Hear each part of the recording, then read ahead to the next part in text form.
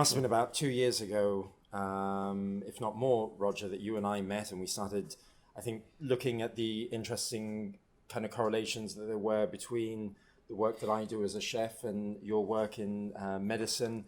And I think mise en place was a kind of key term that came about in terms of the relevance that it had in the kitchen and the relevance that it has in your world.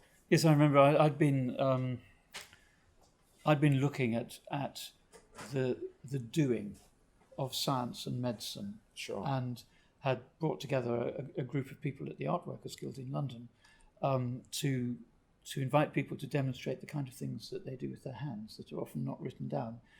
And I remember when you saw these people doing examples of their work, you said, this is mise en place, which was a term I'd never heard before. And I asked you to explain it, and you said what you meant by mise en place. And it occurred to me that idea of having a systematic way of approaching your work in terms of your workplace and the materials that you're using was something that is very much there in medicine and science, but we don't give it that name. Mm-hmm. So maybe just explain what mise en place is in your world. Well, mise en place is a French term, and it comes from this idea of in the kitchen, it kind of means everything being in its place.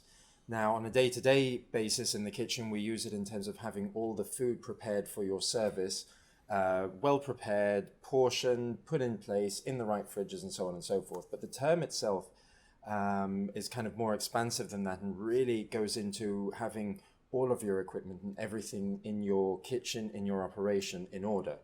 And it's a fundamental part for chefs of making sure that they're prepared and ready to go into service. And I think that also kind of holds a real kind of relevance to the world of surgery and in the world of science. Well, certainly to me as a surgeon, having everything to hand and highly organized so that you can get at whatever you need when you need it. In the operating theatre, of course, that's the domain of the scrub nurse, the theatre sister, very much having all the instruments available, and it's a crucial part of surgery. But then when I started talking to Alan, we started comparing notes about the world of medicine and the world of laboratory chemistry.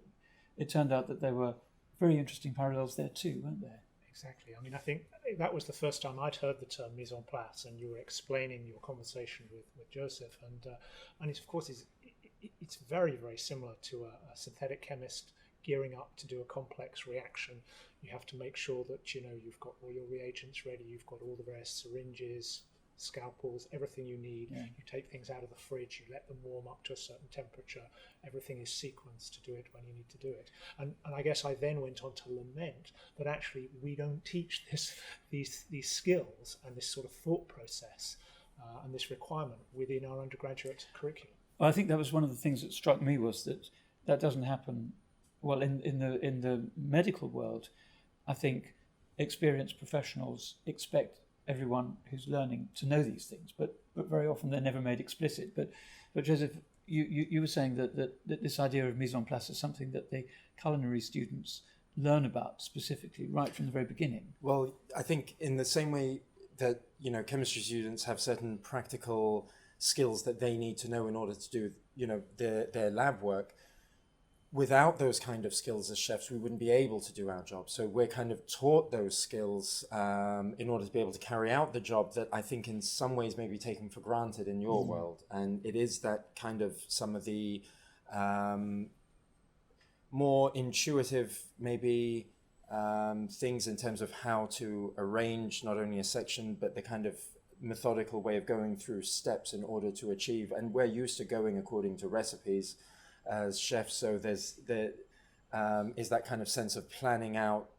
What we do, I guess, is planning out little experiments, and hopefully the souffle rises. But what we're not taught are the kind of more theoretical parts that, in terms of understanding things we know intuitively, but about the viscosity and temperature and density of the materials that we work with and the processes that we carry out. But we're very much taught the practical part, but not the science part. Yeah, so it's kind of the inverse. At the university, we're concentrating on those sort of theoretical concepts, and we're kind of neglecting the more tactile, the more observational